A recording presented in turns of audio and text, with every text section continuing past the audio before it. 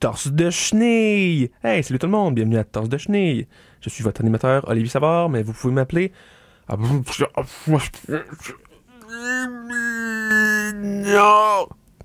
si vous voulez. Donc, j'espère que vous avez apprécié l'émission de la semaine passée. C'était mon dixième épisode, et c'était quand même assez fou. Je m'attendais pas à ce que ça soit aussi plein d'événements et d'actions. Je vais peut-être vous raconter un petit peu ce qui s'est passé après l'épisode, un petit peu plus au courant de l'émission, mais c'est pas là-dessus que ça va être, en fait. Je vous avoue que ça va peut-être être un petit peu dark. Cet épisode-là, on parlera pas juste d'Elizabeth. En fait, je vais vous expliquer. La semaine passée, comme vous le savez, il y a eu une petite tempête. Et ça a causé des petits accidents de la route. Et j'en ai fait partie. Oui, j'ai eu un petit accident d'auto. Et ça m'a fait peur. Et ça m'a fait poser plein de questions sur la vie et tout. Donc, je vais focuser là-dessus. Je vais être drabe solide. Mais que voulez-vous, c'est mon émission et je fais ce que je veux. Donc, je vais vous parler de mon accident. Tous les événements farfelus qui sont arrivés durant et après mon accident. Et après ça, je vais vous dire mes regrets et je vais vous lire mon testament. Ça va être full pep. Donc, j'espère que vous allez aimer ça. On y va en musique tout de suite avec Brun Citron et les numéros gagnants sur CISM 89.3. Hibou avec Ouragan sur CISM 89.3. Juste avant ça, on avait Clopel Gag avec Incendie. Et juste avant ça, on avait Brun Citron avec les numéros gagnants. On y va en musique avec... ben non, je vous niaise. Je vous ai eu, là. Hein? Non, mais sérieusement, c'est un sujet grave qu'on aborde aujourd'hui. Donc, je voulais vous parler de mon accident que j'ai eu la semaine passée. Donc, comme vous savez, la semaine passée, mon émission, quand même, je me promenais quand même beaucoup, mais on a été chanceux, on n'a pas vraiment pogné la tempête. Donc, on a marché à des places, des spots, pas de neige. Mais le jour d'avant, par contre, je voulais pas vous en parler la semaine passée, mais donc, il s'est passé un accident. Je vous raconte. Dans le fond, j'étais à Montréal et il a fallu que je retourne d'urgence à ma ville natale, Drummondville, parce que j'avais oublié mon DVD du film Les Trois Mousquetaires sur ma table de chevet. C'est le film de 2011 avec Orlando Bloom. Puis en passant, Orlando Bloom, si t'écoutes l'émission, puis je le sais que t'écoutes, tu me dois encore 12 piastres pour la fois au Brésil. Tu le sais de quelle fois je parle. Bref, fallait que je voulais aller chercher ce DVD-là, parce que des fois, t'as des envies extrêmes d'écouter Les Trois Mousquetaires, donc c'était là où c'était jamais, puis je voulais pas que ça soit jamais. Fait que dodo dans l'auto, faut que j'aille écouter Les Trois Mousquetaires. Donc ça me tentait pas trop de conduire, fait que j'ai demandé un lift à ma bonne amie, Sweet Dreams, ma fille personnelle. Donc, d'habitude, je le prends juste pour dire hey, c'est ma fille qui casse des jambes, ayez peur, mais là, besoin d'un lift, fait que ouais, let's go. Donc, ce que je veux vous dire, en fait, c'est que Sweet Dreams, elle a été gentille de faire ça, mais elle aime pas tant conduire, parce que elle mesure 20 pieds de haut et 20 pieds de large. En fait, dans sa petite Subaru, elle est pas très confortable. Donc, elle aime mieux juste conduire dans les urgences. Elle traite pas tant. Puis en plus, je vous avoue, je suis un peu diva des fois. Parce que moi, quand je me fais conduire, j'aime beaucoup avoir des gros dés en minou accrochés sur le rétroviseur. Puis, elle l'avait un petit peu dans le visage, mes gros dés en minou. C'était un petit peu désagréable. Bref, on conduit dans la tempête et c'était déjà assez glissant, c'était déjà assez dangereux. Mais ironiquement, c'est juste indirectement la faute de la tempête si on a eu un accident. Parce que dans le fond, on parlait de la tempête. En fait, je parlais de la tempête pendant que j'étais comme... elle était stressée de la route, bref. Donc là, je parlais de la tempête. Je disais, hey, t'as su ça, une tempête? Hey, c'est fou, ça. Hey, il doit venter à l'extérieur, ça doit être genre quelque chose comme ça. Là, j'ai comme soufflé pour imiter la tempête un peu. Mais j'ai comme soufflé sur les dents minou. Là, les dents de minou sont comme décrochées du rétroviseur et sont comme ramassées directement dans les yeux de ma fée. Et comme ses yeux sont comme tombés en arrière de sa tête. Puis là, les dents de minou ont carrément remplacé ses yeux. Et puis, vous connaissez sûrement l'expression des gros dents en minou, c'est comme des yeux. Ben, c'est faux. Elle voyait rien. Donc là, ça a comme mis à déraper un peu. Là, on a comme viré sur le côté, viré par en dessous. Fait que on s'est ramassé dans le champ, puis on a foncé direct dans la console du technicien des effets spéciaux qui faisait tomber la neige. C'est là qu'on a découvert que c'était pas de la vraie neige qui tombait, c'était un coup monté du gouvernement. Parce qu'ils se sont dit, depuis quelques années, il neige pas assez au Québec, puis là, on est en train de perdre notre identité nationale, quelque chose de même. Fait que, ils ont fait neiger ça, puis c'est sûr, la crise qui s'est passée, ils l'ont un petit peu mal géré. Ils avaient comme pas prévu la partie B du plan. Mais bref, fait que, ouais, on était comme un... On était correct après l'accident, c'était juste quand même plus de peur que de mal. Sweet Dreams, elle avait rien, à part son coude, qui était comme plus là. On a cherché dans la neige un bout, on l'a jamais retrouvé. Mais à part ça, c'était bien beau, là, c'était une fille. Fait qu'elle était capable de tenir son bras sans coude. Il y avait comme juste un espace, c'était pas grave. Mais bref, son char, par exemple, il y avait une petite scratch sur la lumière sur la lumière avant, à droite. Donc, perte totale. Sa Subaru valait pas grand-chose, donc fallait faire attention. On n'a pas fait attention. Donc, moi, j'étais correct. J'avais quand même un petit peu mal au cou. Mais comme une petite affaire. Je me suis dit, je vais peut-être aller à l'hôpital juste pour être sûr. Fait là, direct quand j'ai dit ça, direct quand j'ai dit la phrase, je devrais peut-être aller à l'hôpital juste pour être sûr. Il y a une ambulance qui est arrivée à la vitesse de l'éclair. 2 ambulanciers qui sont sortis, qui m'ont plaqué à terre, qui m'ont ramassé, ils ont pogné une civière, ils m'ont attaché dessus, super serré. Ils ont fait go, go, go, go, go! Là, ils m'ont rentré dans l'ambulance. Puis là, une fois dans l'ambulance, ils m'ont comme mis plein d'oreillers dessus, plein de toutous, plein de rembourrages, ironiquement, plein de fausses neiges. Tu sais, ceux-là dans les. Quand le partenaire est au centre d'achat, puis il y a comme son petit setup avec de la fausse neige. Cette fausse neige-là, ça, ils m'ont tout rembourré avec ça, pour être sûr qu'il m'arrive rien. Parce que avec les petits mal de cou, on prend jamais de chance. Je pourrais me briser en 1000 morceaux. Donc, ils m'ont tout embourré. Puis là, je suis dans l'ambulance. Puis là, l'ambulancier me dit Pis, quoi de neuf? Là, on arrive à l'hôpital. Là, il se dépêche, il court avec ma civière. Il court. Là, il m'emmène dans un couloir, pardon. Et là, ils sont tous frénétiques. Là, ils me disent là, faut t'opérer tout de suite. Sinon, tu vas mourir. Là, ils m'ont fixé pendant 2 secondes. Puis ils sont partis.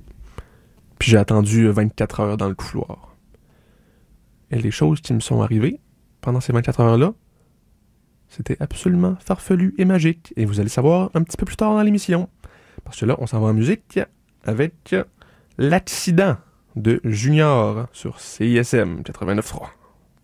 Hey, c'était super, c'est bon ça? C'était Mardi Noir avec Nourrir les loups sur CISM 89.3.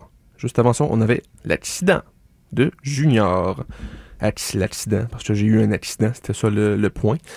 Avant que je vous raconte le reste de mon anecdote, avant que je vous raconte mon séjour à l'hôpital, je voulais en fait, parce qu'il y a beaucoup de gens qui m'ont écrit, parce qu'ils voulaient savoir qu'est-ce qui s'est passé à la fin de l'épisode précédent, qu'est-ce qui s'est passé à mon party. Je vais vous raconter ça. Écoutez, c'était vraiment tout un party, je vais vous le dire. Là.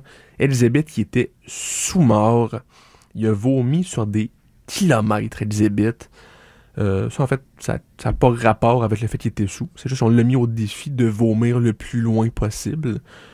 Après ça, étant donné qu'il a étonné tout le monde, c'est un petit peu devenu son surprise party à lui. En tout cas, c'est sûr que c'était plate un peu. Et pour Lazuli, je vous ai dit qu'elle était un petit peu scrap à la fin. Elle était un petit peu en lambeaux. Donc, il y a plusieurs gens qui sont inquiétés pour Lazuli. Mais faites-vous-en pas. Lazuli a survécu à cette journée-là, puis elle est éventuellement devenue un facteur en Arizona. 3 enfants, 2 femmes, une belle petite vie bien rangée. Je lui souhaite tous mes vœux de bonheur. Pour l'instant, on va prendre une petite pause publicitaire, parce que je sais que vous aimez ça, et c'est le seul moment de la semaine où je ressens du bonheur. Torse de chenille!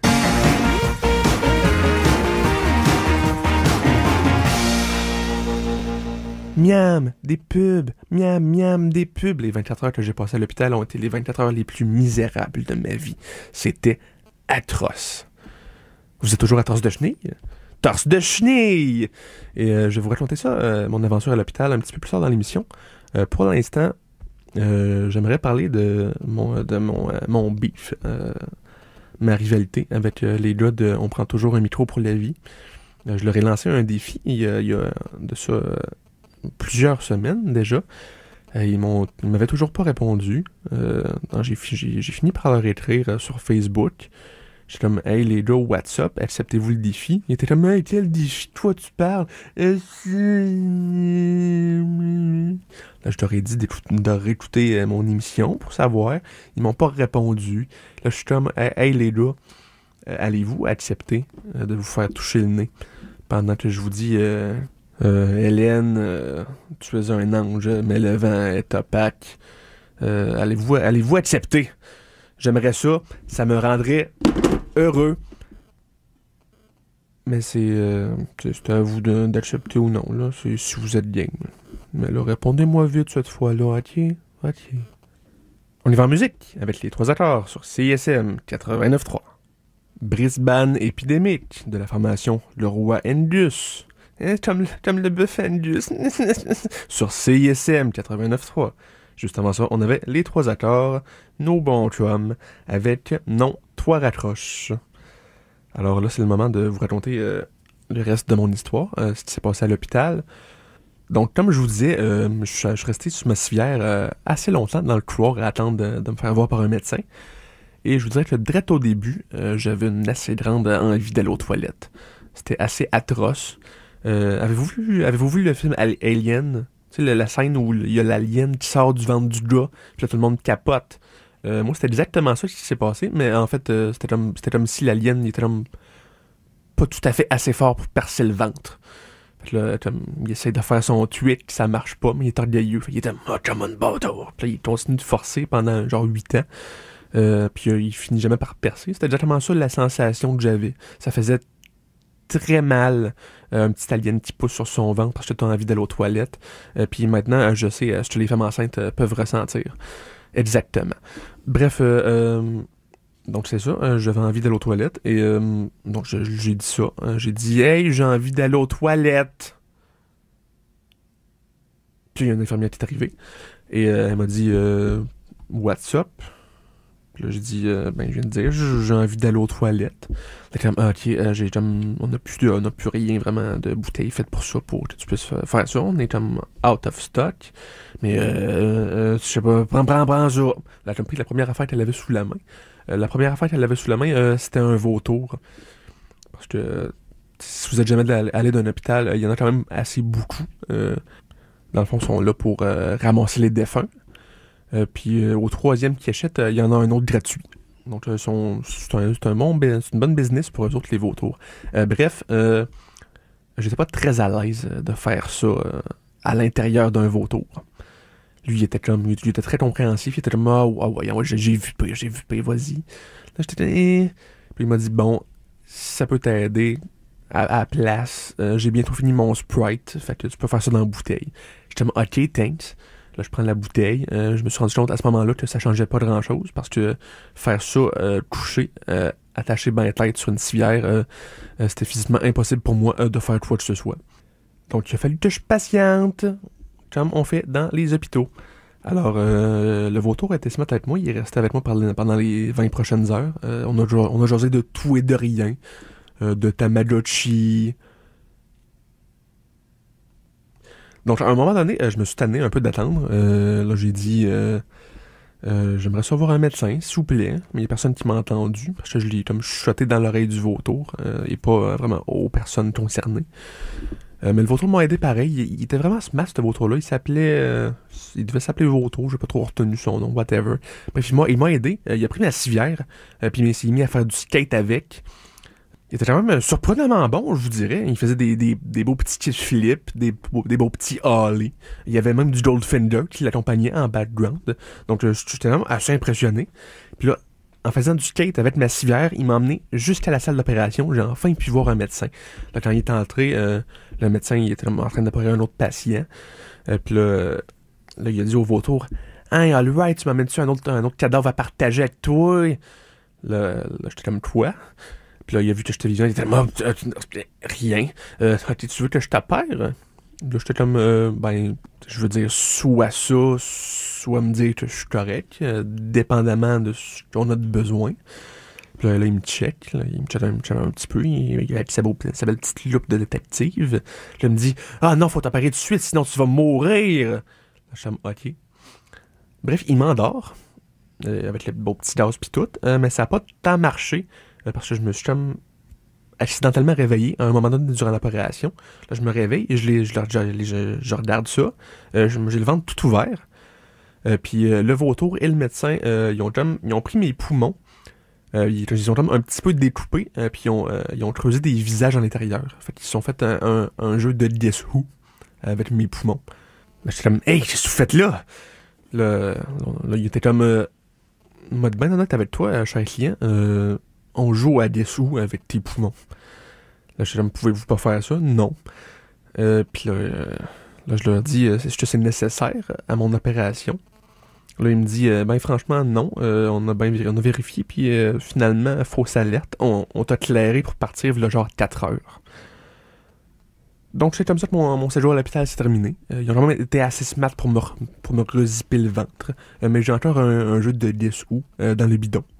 Donc, s'il y a des intéressés, ça va se retrouver sur Kijiji dans les prochains jours. Si vous avez des poumons de spare, je serais intéressé personnellement. Donc, écrivez-moi. Alors, c'est comme ça que ça s'est passé. Je vous dirais que, même si tout est bien qui finit bien, je vous dirais que mon accident m'a un petit peu traumatisé, honnêtement. Et ça m'a fait penser à la vie. Ça m'a fait penser que la vie est précieuse. Et que la mort peut frapper à n'importe quel moment, finalement.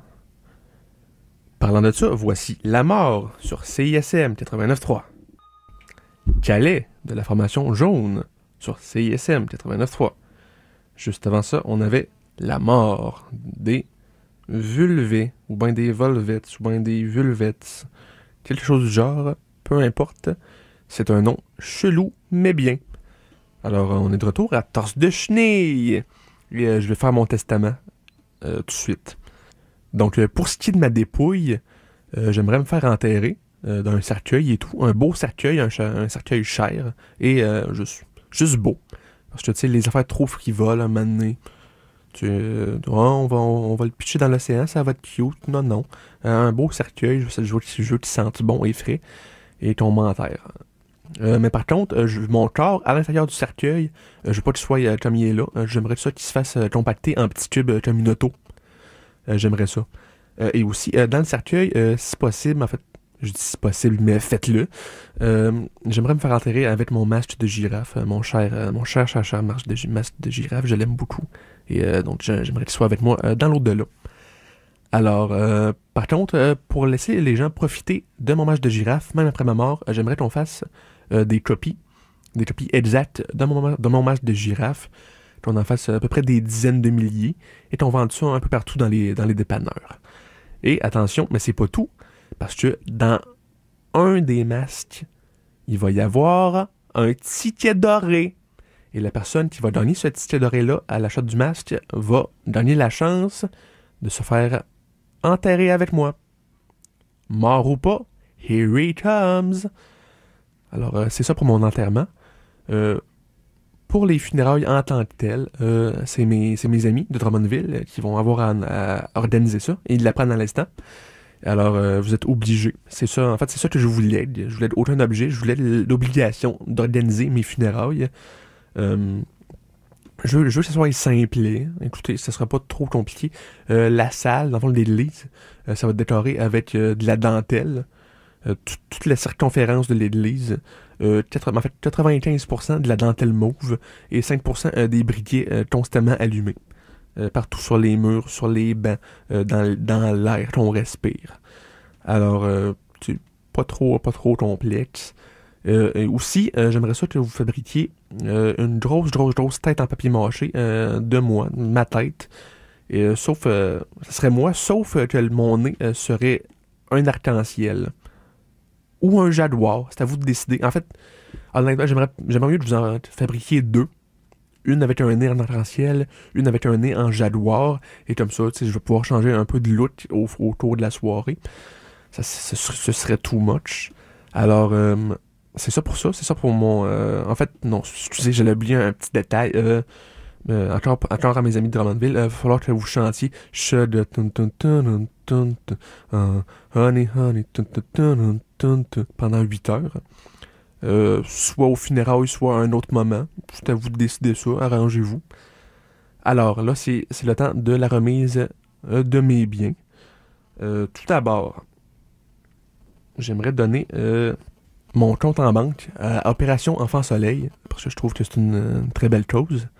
Le contenu de mon compte en banque, par contre, j'aimerais le donner à l'équipe de production de Bon Cop, Bad Cop 2, parce que je tiens à supporter ce projet-là.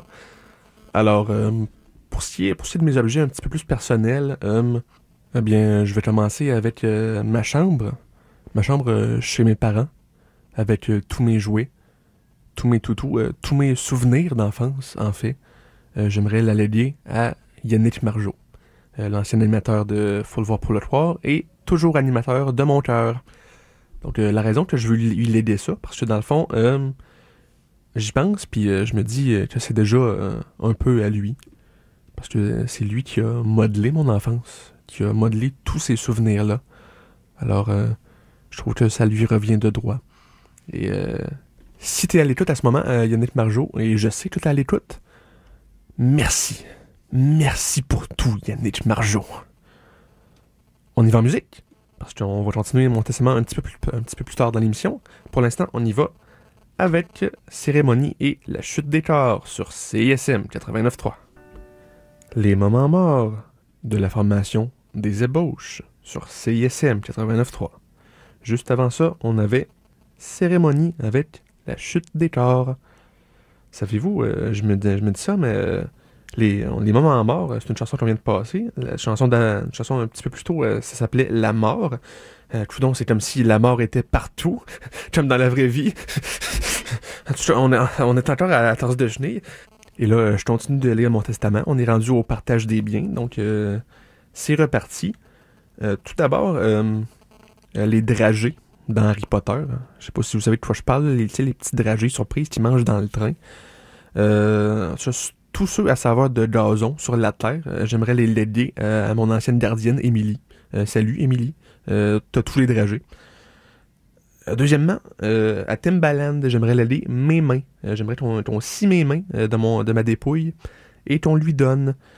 Pourquoi je veux qu'il décaille mes mains? Écoutez, occupez-vous pas de ça trop, là. C'est un inside, là. Il va comprendre puis il va capoter. J'ai quasiment le but de mourir tout de suite juste pour voir sa face. En tout cas, bref. À mon bon ami, mais moins bon ami, Christian Bégin. En fait, USB, c'est pas un objet que je vais lui donner. C'est quelque chose de beaucoup plus important que ça. Je vais lui donner des indications pour aller répandre mes cendres au Népal. Je veux qu'il monte sur une haute montagne au Népal et qu'il répande mes cendres au gré du vent. Et avec mes cendres, je vais lui avoir donné une petite lettre qu'il va devoir lire après avoir répandu mes cendres. Il n'aura pas le droit de lire la lettre avant d'avoir répandu ça. Donc là, il va faire ça et il va ouvrir la lettre. Et quand il va l'ouvrir, il va voir que c'est écrit « T'es ben con, je viens juste de dire que j'allais me faire enterrer. You just got punked. » Fait que j'aime bien le tatiner, QSB. Donc c'est une belle farce à faire. Donc là, j'imagine qu'il va se demander et que vous demandez coudon, c'était qui les cendres qui viennent d'être dispersés au Népal? Je suis bien content que vous ayez demandé ça parce que en fait, c'est les cendres de Yannick Margeau. Parce que j'avais envie de garder ma chambre. Dans le fond, j'ai changé d'idée en cours de route en écrivant mon testament. Donc, je dis pas que je vais l'avoir tué. Mais je dis pas le contraire non plus. En fait, je le laisse entendre assez fortement. Ça s'appelle l'art de la subtilité. Next. Ok, je sais. À ma mère, je lègue mon Xbox. À mon père, je lègue mes pattes d'ours. À mes deux frères, Mathieu et Sam, je vais léguer Ok, ok, je sais que je vais leur l'aider.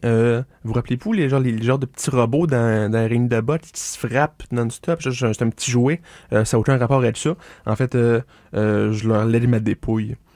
Je leur lède mon cadavre. Le petit cube, ça va devenir un petit cube, mon cadavre. Donc, je leur donne.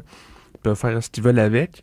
Mais l'arnaque avec ça, la trappe, c'est qu'il va déjà enterrer mon cadavre à ce moment-là. Donc, juste après mon enterrement, quand je suis bien enterré, mes frères vont avoir 2 minutes top chrono pour me récupérer mon cadavre, mais sans me déterrer. Il faut trouver un autre moyen de récupérer mon corps. Donc, ça va être un beau petit défi. S'ils réussissent, ils ont mon corps pour toujours. Ils peuvent se faire une petite table, je sais pas. Puis sinon, s'ils récupèrent pas mon corps en dedans de 2 minutes, ben c'est bien simple. Le père Foura, il va jeter la clé à l'eau. Et voilà. Donc, pour clore mon testament, j'aimerais m'adresser à la personne la plus chère à mes yeux, ma copine, Roxane. Bonjour, je t'aime, toi. Alors, à ma mort, je veux te léguer la chose la plus romantique et la plus importante que je possède, ma plus grande preuve d'amour pour toi. Je veux te léguer mon cœur. Mais en même temps, je sais que t'es dédaigneuse un peu des fois, fait que ça serait peut-être un petit peu crasse. Fait que finalement, je vais te léguer la deuxième affaire la plus romantique que je possède, c'est-à-dire mes actions en bourse de la compagnie Johnson Johnson. Ça vaut pas grand-chose, j'en ai pas beaucoup, fait que ça vaut genre 36 piastres. Mais jolts-toi. Alors, on y va en musique avec Wondering de Xiu Xiu sur CISM 89.3. Van Carton avec Tu cries sur CISM 89.3. Un de mes plus grands regrets dans la vie, c'est de ne pas avoir inventé les vitamines pierre à feu. Juste avant ça, la tune d'avant, c'était Xiu Xiu avec Wondering. Donc, vous êtes toujours à Tasse de Chenille. Depuis que j'ai frôlé la mort avec mon accident d'auto, je suis en train de repenser à tous les regrets de ma vie, incluant celui que j'ai comme pitché comme sur vos frêles oreilles. Je suis vraiment désolé, j'ai de la misère à me contrôler. Donc, je vais vous faire part de certains regrets que j'ai accumulés au cours de ma courte vie. Tout d'abord, mon baptême. C'est un des premiers événements de ma vie, mais j'aurais même mieux pas le faire, honnêtement. On m'a un petit peu donné de la pression. Il y a eu un petit peu de pression familiale, mais ça me tentait pas vraiment de le faire. J'aurais même mieux attendre à genre 30 ans pour pouvoir être un gars de 30 ans nu dans les bras d'un prêtre qui me trempe la face dans l'eau. Ça aurait été un trip de crise de la trentaine. Ça m'aurait plu. Non, mais s'il faut vraiment que ça soit arrivé à l'âge que c'est arrivé, genre à 3-4 mois, j'aurais quand même aimé ça, avoir la présence d'esprit de rendre ça un petit peu plus le fun en criant Pool party! Puis là, tout le monde se serait mis en maillot de bain, puis serait comme ah ouais, puis serait venu patauger dans mon eau, puis là, je me serais mis à arroser le prêtre, puis en fait, ah toi! Puis là, il m'aurait saucé à la tête dans l'eau ben solide, puis il m'aurait laissé là pendant genre une bonne capote de salon, puis là, je serais comme j'ai pogné un bouillon. Puis là, tout le monde aurait ri en même temps. Alors, ça aurait été le meilleur pool party du siècle. Mais non, il fallait que le prêtre soit super plate, puis que je sois un vrai con. Alors, un autre de mes regrets, c'est que je regrette de pas être Xavier. Un autre de mes regrets, c'est que je peux pas vraiment bouger mes sourcils dans des positions contraires en même temps. Je peux pas avoir un sourcil en haut puis l'autre sourcil en bas. J'aurais aimé ça parce que j'aurais pu me partir à un genre de business de montagne russe avec mes sourcils. J'aurais pu faire un business avec la ronde, puis on aurait comme construit des rails sur mes sourcils. Là, j'aurais bougé, puis là, tout le monde aurait été comme ouais. Puis là, j'aurais fait des milliards. Moi, j'avais pas vraiment envie de faire de la radio. Moi, je voulais juste bouger mes sourcils pour faire de l'argent. Mais là, je suis pogné de même. Fait que faut que je vous parle. Ok. Je regrette aussi ça on m'a quand même un petit peu forcé à le dire, mais je regrette de pas écouter ma copine plus souvent. En même temps, c'est vrai qu'elle est remplie de sagesse la plupart du temps.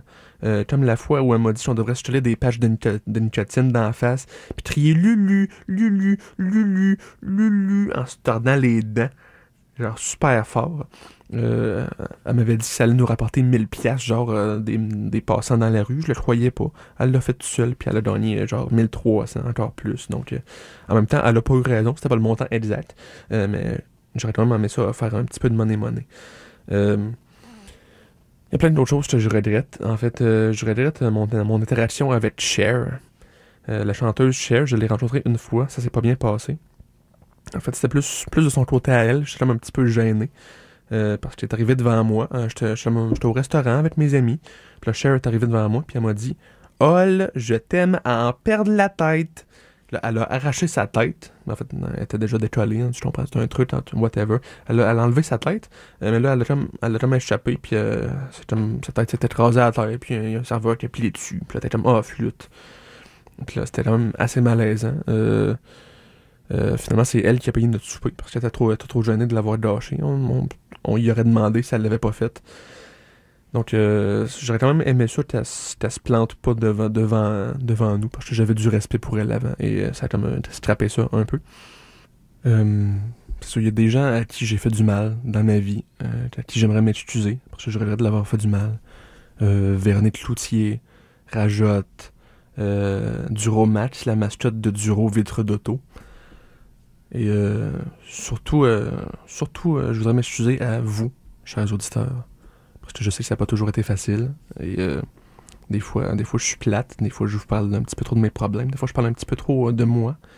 Mais en même temps, je voulais vous dire que cette émission-là, elle serait pas possible sans moi. Bon, en même temps, je m'excuse pas tant de parler de moi parce que j'aime beaucoup ça. Et dans le fond, je fais l'émission et pas vous. Mais donc, c'est un peu ça. Écoutez, je m'inventerai pas des regrets juste pour les codes d'écoute, là. J'en ai plus. Alors, on y va en musique avec Alcaline de Laura Lefebvre sur CISM 89.3. Jupe noire, les De La Watch sur CISM 89.3. Avant ça, on avait Alcaline de Laura Lefebvre. C'est déjà tout pour Tasse de Chenille. J'espère que vous avez apprécié l'émission. Moi, ça m'a fait un bien fou, je dois vous avouer, de vous raconter mes regrets, de vous raconter mes péripéties la semaine dernière. Et je peux vous dire sincèrement que si bientôt ou n'importe quand je passe l'arme à gauche ou une expression du genre, tout est réglé. Alors, on n'a plus peur de rien et je vous annonce maintenant que je vais vivre ma vie sans regret. Alors, je me sens libre. Donc, restez à l'écoute de CISM pour On prend toujours un micro pour la vie. Hey, salut!